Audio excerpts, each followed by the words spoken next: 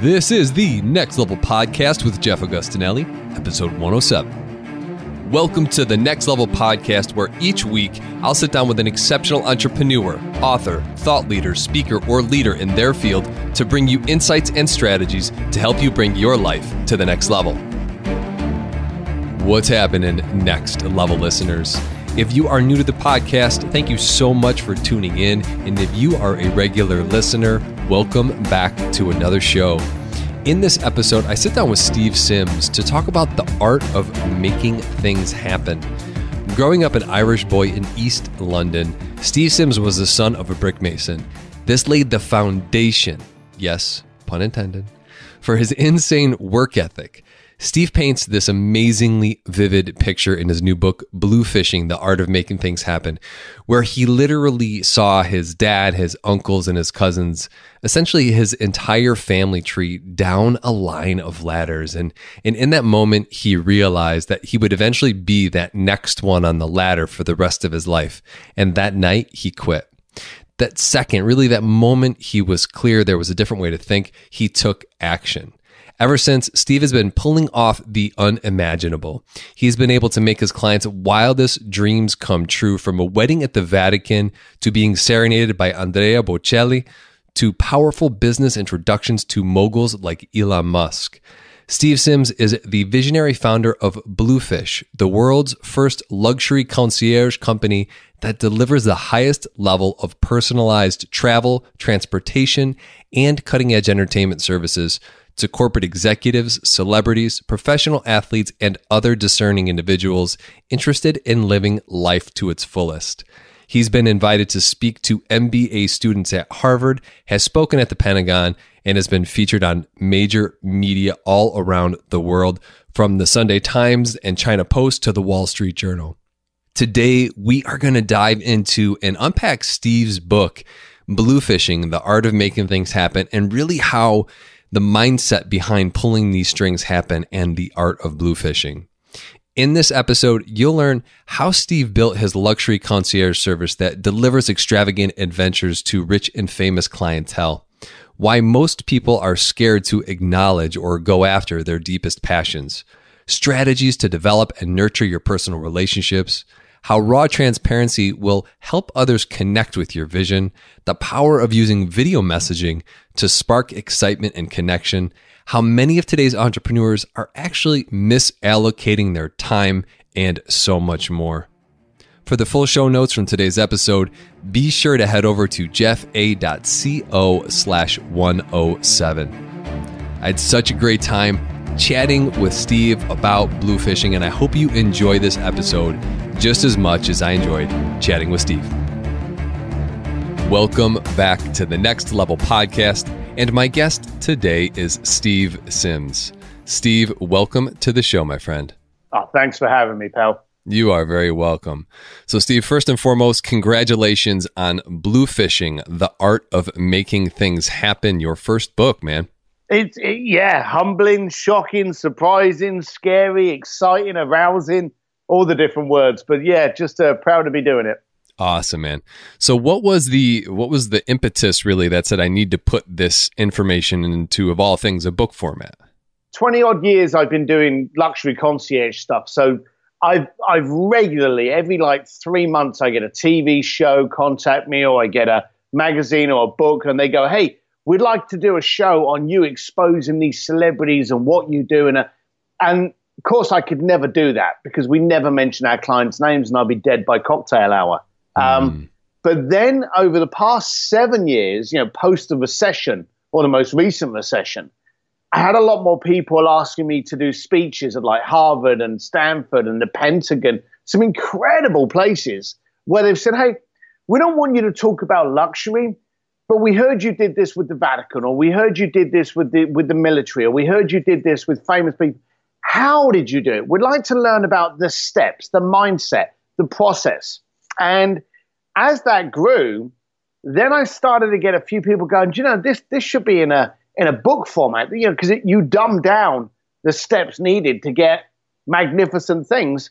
And then a couple of years ago, I met the right person, Tucker Max, Jason Gaynard, and they said, hey, we'd like you to meet so-and-so. They introduced me to an agent. A week later, I had a deal by Simon Schuster. So to say that it was just explosive from idea to literally having a signed contract by one of the largest publishing houses in America was quite stunning. And that's when the whole process of, okay, I want to build a book which is impossible to misunderstand, which helps people. Because we all know, I don't want to break anyone's bubble out there, once you've got paid your retainer, always ask for a massive one, you don't make a ton of money out of books. Mm-hmm. But I did want it to make an impact because I wanted people to change the way they worked, thought, processed, so it made my world better. So that's why I wanted people to understand how I do it and for them to be able to easily action it. Well, it's so cool too, because it's not like you're just making anything happen. Like the things that you've been able to accomplish. And I'm curious, what would you say is the biggest thing that you've had to pull off in your time doing this? Well, if you want to go to the International Space Station, it's $72 million. So that's the most expensive price tag thing we have at the moment. If you want to go down and see the Titanic, it's $105,000. But we did things like had a client wanted to get married in the Vatican and blessed by the Pope. We had a couple of clients wanted to do breakfasts. So we organized Oprah Winfrey, Mark Burnett, Donald Trump. We organized a bunch of breakfasts for these clients. We had a client that physically wanted to sing on stage during a concert with the rock band Journey. So there's been a whole multitude of different things, from front row seats at the Victoria's Secret show to literally getting a drum lesson by Guns N' Roses. So it's been quite varied. I loved that story in the book, too, of when you got that guy to actually perform with Journey. Yeah. Because he came to you with a very small request. And something that I got the flavor of in your book is that you really mind people for their passions. And when they come to you with, in this case, I just want to shake his hand or just want to meet him, you literally got him to play with the band, which was really his dream in the first place. Yeah, I'm kind of stunned still about how people dilute their dreams. You see, the funny thing is you can ask someone for their social security number, how many times they've had sex in the past 2 months, their weight, how much money's in the bank account. Some of those numbers will be uncomfortable for someone to give, but they are facts. But if you ask someone, hey, what is your deepest, darkest passion? What will wake you up at 2 o'clock in the morning in a cold sweat where you just, I can't believe I did that moment. And a lot of people don't want to reveal that because that's incredible vulnerability.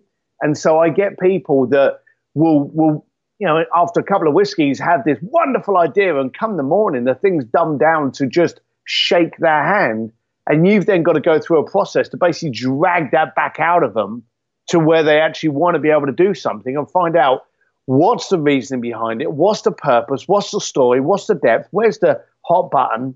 And you find that they come to you with something small, and you end up, as long as the checkbook's there, making this incredible once-in-a-lifetime moment that, again, they will wake up at 2 o'clock in the morning going, oh my God, I can't believe I did that. And that's really where you want to get them. That's awesome, dude. And, the title of the book, you call it The Art of Making Things Happen, but really digging a little bit deeper, and you say this in the book, it's as simple as this. You say, the art of speaking human. Can you give some light to that and what you meant by it? Well, we joked about it earlier about, how brilliant technology is, and everyone's trying to download an app to become smarter, richer, or prettier. For sure. We're all hiding behind technology. Technology is there to make our life easier, but the one thing it still can't do is communicate for you. And so it can give you different platforms to yell a message. It can give you different platforms to get across a feeling. But it comes down to the fact that sooner or later, it's basically one person talking to one person. And that relationship can only be grown if they know your tone, your style, your enthusiasm, your passion. And none of those things can be transferred by a tweet. Well said. And something comes to mind when you said that too. When you were in a hotel, I choose to remember where it was, but you had noticed the drink menu. And you went to the hotel manager and you asked for 500 copies of that to send to people. And then on the flight home, you spent time addressing this. So the level of attention and, your personal signature and really the thought and feeling that you put into establishing and nurturing these personal relationships, I would say is completely next level. I mean, for people now to even think about writing a letter is out of the question because, I don't have time for that. I'll send a text, I'll send an email, all these very 2D quick communications. And as you said, they can be deleted very quickly. Whereas if somebody has to physically throw something out, there's a lot more involved in that. How did you cultivate this skill of really giving a crap, really caring? My God, I am not sure how politely to answer that statement that you've just made because it's so obscenely disgusting. Because there's no thought process between what I did. If you go back 20 years, that's what we were doing. Mm-hmm. You wanted someone, you sent someone a letter, okay? I'm just stunned how people look at this now as novel, invigorating. Here's a quick pop quiz for you boys out there and ladies. How many fingers does it take to delete an email? Okay? How many fingers does it take to open up an envelope? That's the engagement. 10 times more to actually open up a letter. And here's the other daft thing. And I pray all of you ignore this next statement. But all the time you guys are not posting and focusing on technology to communicate, the letterbox is becoming dormant. And all it's got in there is dry cleaners in your local Chinese restaurant. And every now and then there'll be an envelope in there from a hotel with a handwritten address on it. And guess what? You're excited. Now, I have noticed over the years that we've now become accustomed to the latest new phallic symbol. And the new phallic symbol is the size of your email list. And I'm stunned at how many times I'll be at an event. And it won't be many seconds within a conversation where someone will go, yeah, I've got 50,000 followers. I got 80,000 email subscribers. Hey, bully for you, man. You send out 100,000 emails, and you're an online guy. Oh, so yeah. you can argue this. In fact, I urge you to challenge me on it, Jeff. If you send out 100,000 emails, now 100,000 email subscriber list, pretty good, yeah? That's pretty decent? Very decent, yeah. Very decent. All right. What's a good open rate? That's a very good question. What's a good open rate, I would say, is 20-30% tops. What I've seen is about 10%, and abysmal at actually the follow through that happens with it. Well, you see, that's the thing. If I send out an email, and I've got a pretty sizable list, if I send out an email during the award season when everyone's hungry for the awards because it's on the TV every 5 seconds, I may hit the kind of low 20s. Mm-hmm. And then I'll send out an email in June. I may hit single digits. I may get a 9% open rate. And let's even terrify that even further.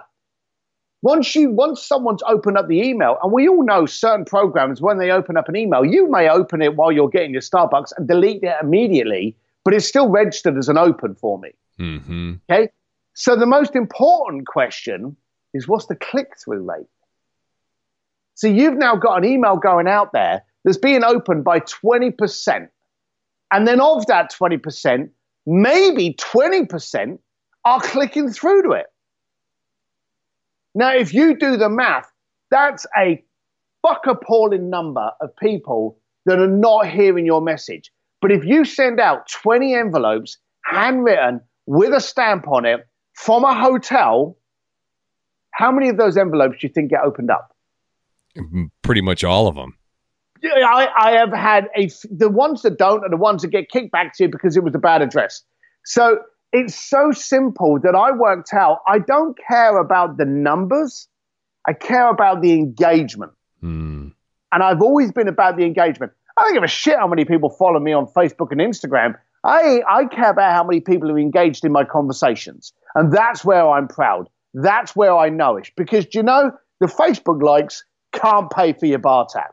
So true. Engagements can. Yes, absolutely. So where would you say, Steve, that some new entrepreneurs are misallocating their time? Do you think it's in the wrong efforts to try and communicate with more numbers than with sincerity and with, using a real metric that matters? Yeah, and that's you bingo. You said it right here. The metric that matters.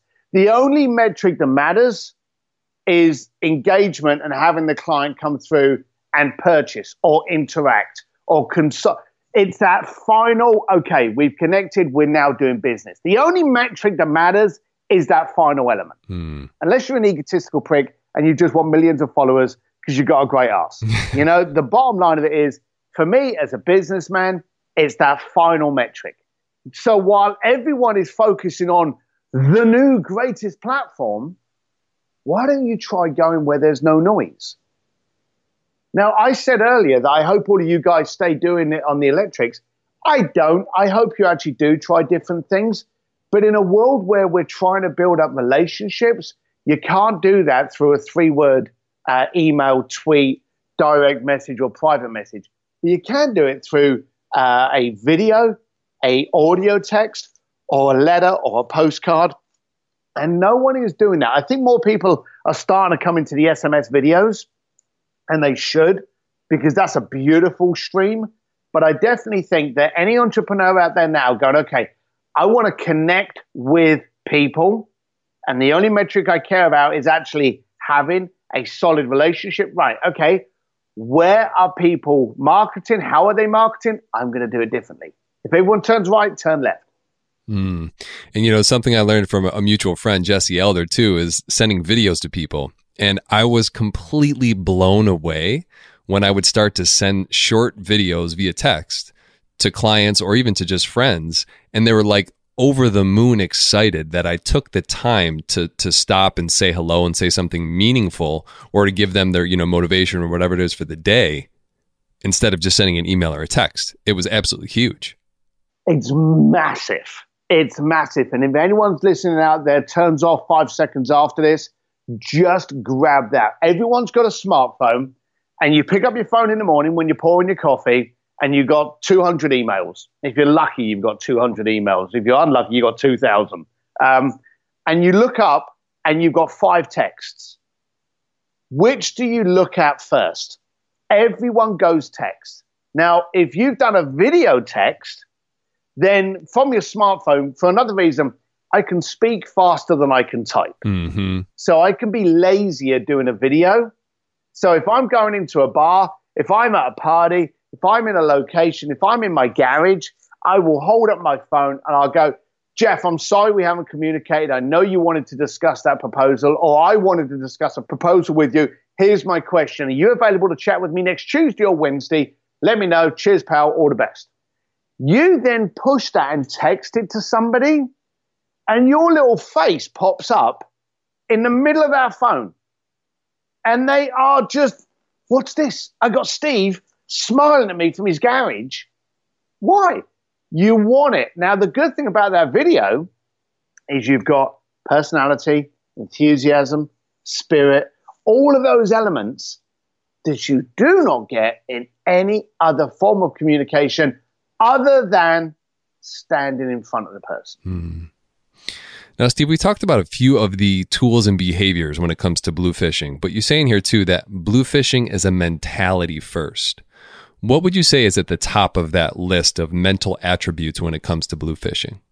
Probably getting out your own way. Too many people are shit scared, and then they stop and they focus on why they're shit scared and why it's dangerous and why it will hurt. They will spend a month working out why they can build up a 50-page a PowerPoint on why this won't work, other than a half-a-page reason why it should work. So the first thing is to get out of the way of your own so-called intelligence and just try it. And if it fails, you just got educated on how not to do it. So try it again a different route. I love that. And you talk about that here in your book as well with ugly works.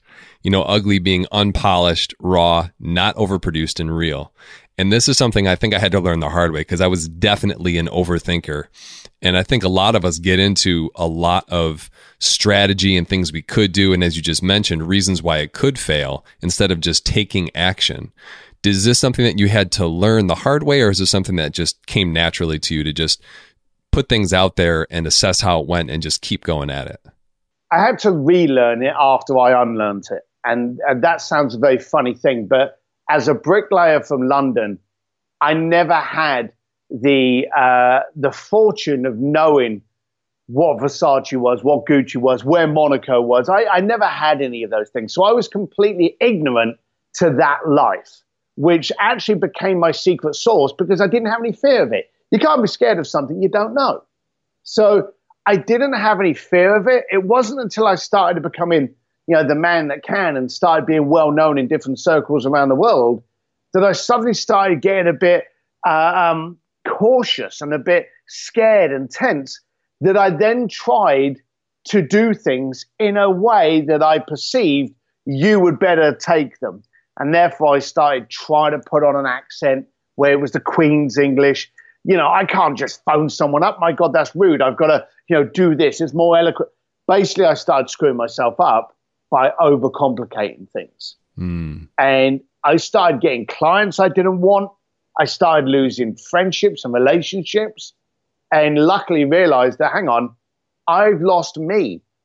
So if I go back to just being me, look, I can't spell for shit. Anyone's ever got an email out of me knows that I can't spell.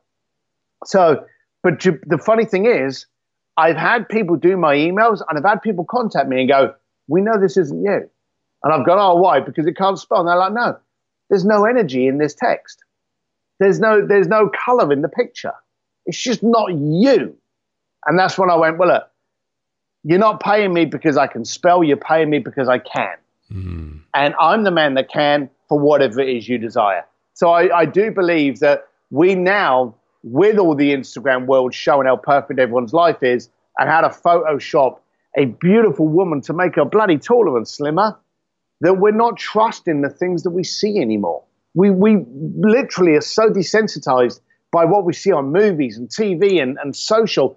We don't believe things when someone flies through a window and takes off. It's just normal to us. We don't go, wow, look at that. We just don't believe it anymore. So if you just make it raw and just go, hey, this is me talking to you, let me know if you like it, you'd be amazed at how that translates as so much more powerful. Interesting. And you know what, Steve, I'm curious, why do you love making things happen? Like, why does that get you going? Why is it so appealing for you? It's purely selfish. I get to play in so many people's sandbox that I never normally would have been able to. And if it wasn't for someone actually wanting to do it, I wouldn't even know the sandbox existed. Like last year, year before, I had a client going to Italy. And the only thing he said was that he wanted to look after his wife and her parents and take them to an exclusive restaurant in Tuscany. Now, I'd worked with the client many times before, so he knew to give us as little detail as possible and allow us to do what we do best. So we went from that little request. We actually took over the Accademia at the feet of Michelangelo's David, set up a table for dinner for them, and had Andrea Bocelli come in and serenade them. Now, I don't know any other job, position, calling in your work life that could have had me in that museum at 9:00 at night with no one else other than the most world famous Italian singer. What other role could I have done? So I get to play in other people's views. People phone me up and they go, I want to do this. And I go, oh, that's interesting. Never thought of that. And I get to then step into that sandpit. So I'm constantly discovering new doors that I shouldn't be in, new areas, new sandpits. And the book is another one of those. When I got the chance to write the book, I worked with so many authors, from Brendan Burchard, Tim Ferriss, Tucker Max. I worked with so many authors. I actually now got to peek under their skirt. I actually got to see the inner workings. So when someone says, the life of being an author is fantastic, I now know firsthand what it's like. And so that's what keeps me motivated. Not doing the same thing twice and getting to play around in someone else's sandpit. Steve, has there ever been a request from a client that you either felt you couldn't fulfill or just couldn't fulfill? There's only ever been one request which we refused to fulfill. We've been able, once we accept a request, we know in our head that we can 70% pull it off, and we always manage to do it. And the more stuff we do, the easier it is to pull off. But we had one request that we point blank said no. We had a client in Palm Beach that wanted to detonate a nuclear warhead. What? Yep. Contacted us. He'd been a regular client, out of the blue, came at us with this request. Wow. That stopped me in my tracks. I don't even know what to say to that. That's an interesting request. Yeah, I said, why do you want to do that? He said, I just want to push the button on the most destructive thing in the world. Now, this was back in the early 2000s. Quite honestly, if we had that request now, I think we may be making some phone calls to some people. Exactly. But that came out of us blindside, and we were like, sorry, not only are we going to refuse to do this, but I'm actually closing your membership down because this isn't the kind of mentality I want. Wow.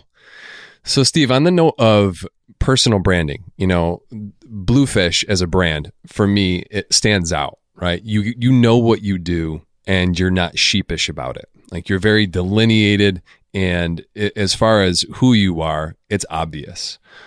Now, you say in here, don't be easy to understand, be impossible to misunderstand. Is the brand something that you consciously crafted? Did this come together organically? Give us some insight into those of us who are building a personal brand, some of the do's and don'ts, and what that road looks like. So first of all, I can say that I have failed more times than most people, and that's what gets me forward. That's what helps me grow. I like failing at things. I've got so comfortable with being uncomfortable and failing that it's not something I shy away from. And I urge my kids, keep doing it till you fail, because it's only then you know how to make yourself better. And it was Brian Kurtz and Joe Polish that came up with that impossible to misunderstand that knocked me. Like all entrepreneurs, when we start getting good at something, we actually go out of our way to screw it up.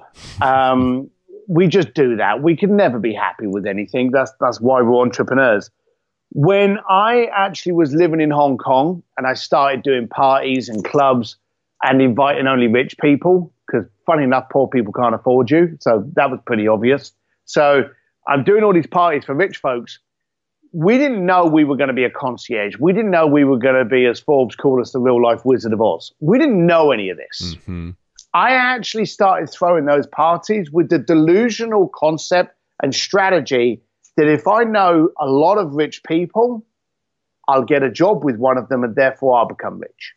I always kept things really primitive and really simple. Now, the funny thing was, it was the only time in my life I never actually asked for anything. You wanted something from me, I'd say, certainly that's going to be 20 grand, wire it into the account, I'll get on with it. I had no problem asking for money. I had no problem asking for yachts, planes, islands. I had no problem with that. But I never ever went to my rich contacts and went, hey, can I have a job? Never did that. Real funny thing there. But here's what started to happen. I was only focused on one thing. And so I was focused on making sure this was the best party for those rich people. I didn't really care about what I looked like. In fact, I was always the doorman because I'm big and ugly. You've seen me. I work well for a doorman. But then what tended to happen was I realized I had these connections and we were making money. The first thing I did was I had to think of a company name. Now, you've got to understand where Bluefish comes from. When we used to throw these parties, I used to fax, yes, it was the 1990s, I used to fax people where the party was going to be, what time, and what the password was. I always loved the little giggle of having to have to say a silly password. If I got a guy turn up to the door and they'd be like, I'm here for the party. Me and my fellow meathead would look at each other, we'd be like, sorry, mate, there's no party here. And there's a yacht behind us just kicking off. And we'd blank the guy and he'd have to walk off. The passwords we had was name 2, you pick name 2 of the 4 Teletubbies, name the lion out of The Lion, the Witch, and the Wardrobe, or finish this sentence, 1 fish, 2 fish, red fish. Now, we only ever used those 3 passwords. And for some reason, people started going, oh, that group that put on, what are they called? It's Bluefish something. And that's where it come from. And I'm glad they did. Otherwise, we could have been called Tinky Winky Poe. But when we actually started to make the company, that's where we screwed up. So you talk about branding. I believe we're an individual and a unique brand from birth. We're the ones that screw it up. You get a job in a bank, you buy a pinstripe suit. You get a job in Silicon Valley, you buy Vans and a hoodie. You know, you just do this. You change and adapt to give other people the view of what you want them to see, as though they're going to take you more seriously. Now, we never had that before Bluefish. When I tried to make something of Bluefish, that's when I started wearing suits and things. And again, that's where we realized we were talking to the wrong people because it wasn't gelling. We weren't real. We weren't, and I hate the word authentic, but we weren't transparent. And I think this is where it comes down to it. I think if you're transparent, it's impossible to misunderstand. And I don't want to give you any confusion because the bottom line of it is, I think I'm smarter in my gut than I am in my head. And if I'm talking to someone and something starts to flutter in my stomach, I'm not dealing with you. Don't care about the size of your yacht. Don't care about your penthouse. There's something going on in my stomach that tells me we shouldn't be in communication anymore. And that's transparency. Now, I've seen people that try to put on a sharp suit, you know, and they've spent all their wages on a fancy watch trying to show off. And I remember I worked for Ferrari for a few years. And I remember one of the biggest dealerships in Dallas, Texas, turned around to me. He said, look, it doesn't surprise me. He said, the guy that comes into our showroom on a Saturday with a suit and a hot girlfriend can't afford a Ferrari. The guy that turns up with sneakers and a T-shirt on a Tuesday, he's on his third. I love that. That is so, so cool. You know, it's interesting too, because that whole fake it till you make it conversation and having to fabricate an appearance really to be accepted or to be liked is just so backwards. It's amazing to me that that's caught on in such a big way. And I love how you reframe authenticity into transparency because people want to know that they can trust you. And if they can feel, like you said, in your gut, that they're being real and transparent, trust is a lot easier because they don't feel like they're being dealt a hand of BS. Yeah. Yep. At 100, you said it better than I did. So, Steve, you know, you talk about passion in here too. And I think that this day and age, a lot of us think that purpose or passion or this thing that we're supposed to do is just something that we find and we find it. And when we do, everything's better. But you talk about passion as something that you have to discover and that it takes time. What words of advice would you have for somebody who is on the path of thinking that when they find it, everything is going to be better and they're searching for this holy grail instead of just jumping in and figuring it out? You just got to try everything. You know, if you, I know some friends that own restaurants, but they can't cook. But they love restaurants and they actually start off by trying to become chefs and realize they sucked at it. You've got to try anything. And again, don't be frightened to fail. You know, if you like the idea of painting or you think you may like the idea of painting, bloody paint.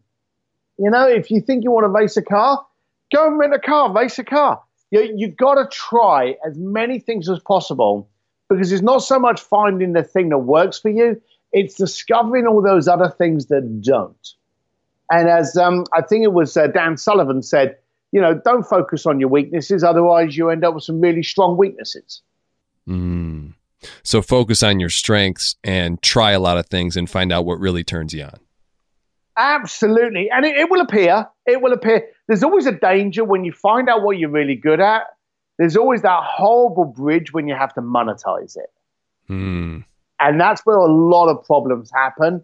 But finding your passion, and there's a lot of people that argue with this statement that if you find something you love, you never work a day in your life. You tend to screw that up when you start doing stuff that you're not good at. I'm good at making things happen. I'm good at traveling the world, spending other people's money to do the incredible. I am crap at QuickBooks, accounting, inventory. I'm useless at all of those other things. So get other people to do those and just use your super strength to focus on what you're best at. Well said. That made me remember the story where you hired a personal chef and you reclaimed. It's funny because I was a live-in private chef before, you know, for about 7 years. And when I read that, it's amazing because you said you saved yourself about 2 to 4 hours a day between a day. That's ridiculous. That's amazing. So yeah, and there's loads of people. I remember when I like to try things. Yeah. And one of my habits that, you know, the kids are annoyed about. I've got 3 kids. My wife and kids are like a bit annoyed about this, but I reckon secretly they love it. I'll always, whenever we go to a restaurant where we don't know the food that we're eating, You always try to have the stuff that you kind of can make out what's on the menu. I always go for something completely abstract as well, so there's like a throwaway meal. Just something to try. And you can do this if you're in a Thai restaurant, a sushi, just something that you've never had before to try it, because you won't know you like it until you try it. But I like to try different concepts. And someone actually said to me about this chef thing. And I remember one of the things I always hated about chatting with my wife, and my wife and I worked together on the company, 10 o'clock in the morning, she would turn around to me and she'd be like, what do you want for dinner tonight?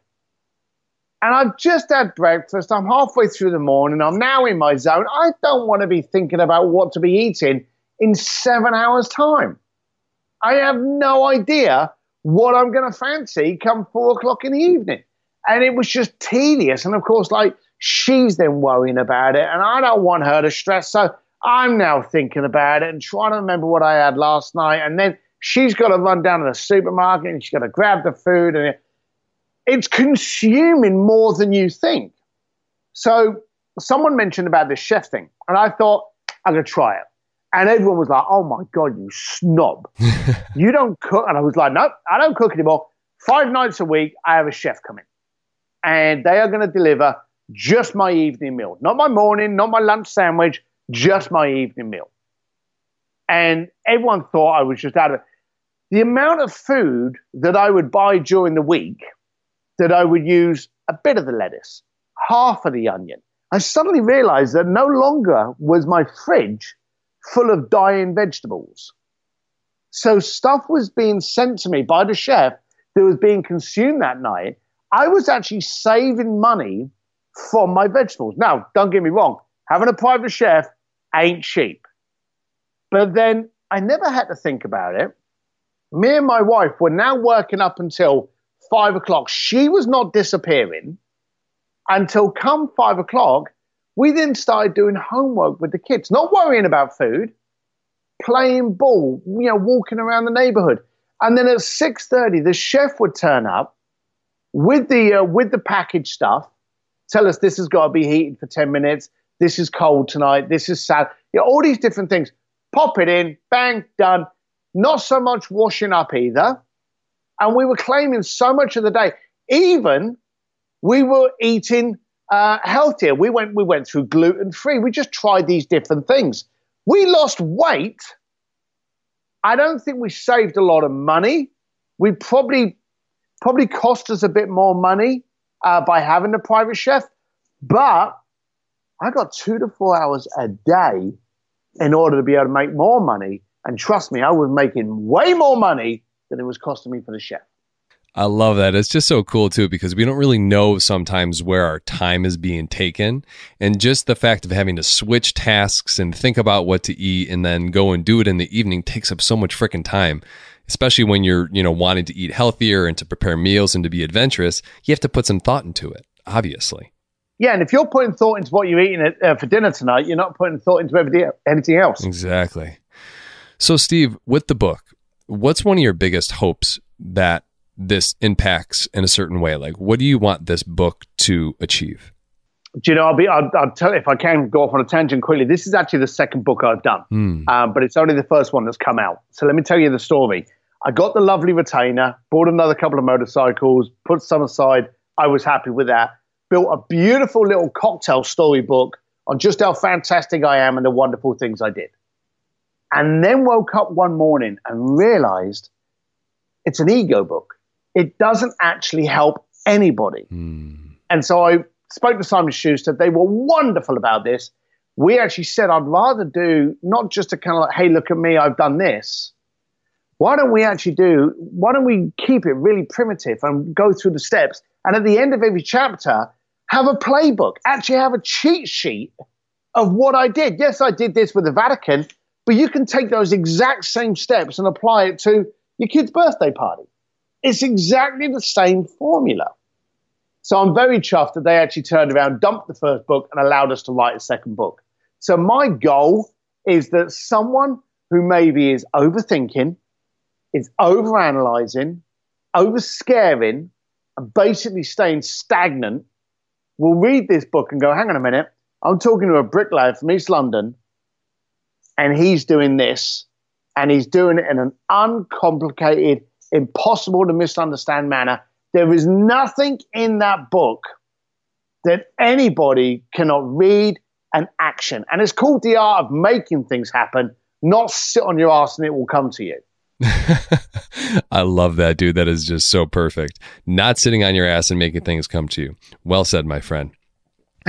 So, Steve, as we wind down here, I have just a few final questions for you. The first one is, what really keeps you motivated or inspired to continue doing the work you do?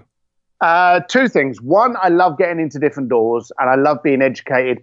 I'm a very educated individual. School had zero to do with that. So I love trying new things, different tastes. And the other thing is fear. I am terrified of actually being in the same position next week that I am today with zero growth. So I always make sure that every day I'm trying something new, I'm fixing something, I'm playing with something. I always want to constantly grow and evolve until that final day when you don't. Love that. And now, do you have one specific strategy, whether it's a daily ritual or a lifestyle habit, that keeps you on your game, evolving personally, and going to your next level? I don't think I have a ritual. I have a mindset that I don't settle. I don't have second best on absolutely anything. And that includes kids and wife. And the only way that it can be class A is you've got to put the effort in it. I have a fantastic relationship with my family because of that. I have a great garage because I focus on the details. I have great motorcycles because they're clean. I just focus on the detail and never settle. If you had to guide your life by one quote, yours or one you've heard, what would that be? Oh, all right. I've got this one for you. No one ever drowned by falling in the water. They drowned by staying there. I love that one. That's actually in big print in my notebook from preparing for this. I absolutely love that freaking quote, dude. It's so good. So good. Yeah. And now, Steve, what's your favorite place to hang out online? I know you're more of an in-person guy, but for our listeners to follow up and learn more about your work, get the book and see what you're about, where's the best place for them to go? So I have a website now that's been put together called stevedsims.com. That's SIMS. Signing up there for my newsletters, you get to see my videos and my rants and, you know, what I like, what I don't like. You can also find links on there for the book, but it's on the usual suspects: Barnes & Noble, Audible, Amazon, under Bluefishing, The Art of Making Things Happen. And if you've got a spare million and you want to do something crazy, then head on over to thebluefish.com to hear what we get up to there. Beautiful, my friend. I'll have all that linked up over at the show notes page. And before we head out here, I just want to give a big thank you for coming on the show today, and two, for following your passion and continuing to seek better and to just keep going and going and not being satisfied with staying the same and evolving personally. It's really admirable. Cheers, pal. There you have it. That wraps up another episode of the Next Level Podcast. For the resources we talked about in today's episode, be sure to head over to jeffa.co/107.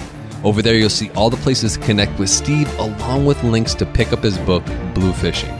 It's a great read, it's entertaining, and it has really solid advice and strategies and tips for how to be more personable and how to develop relationships and ultimately how to craft this art of bluefishing. So if you liked what you heard today, be sure to pick it up on Amazon or any other major book outlet, and share this episode with a friend who you think could use a little kick in the pants, who could use a little bit of dreaming bigger, and share it out on social media as well.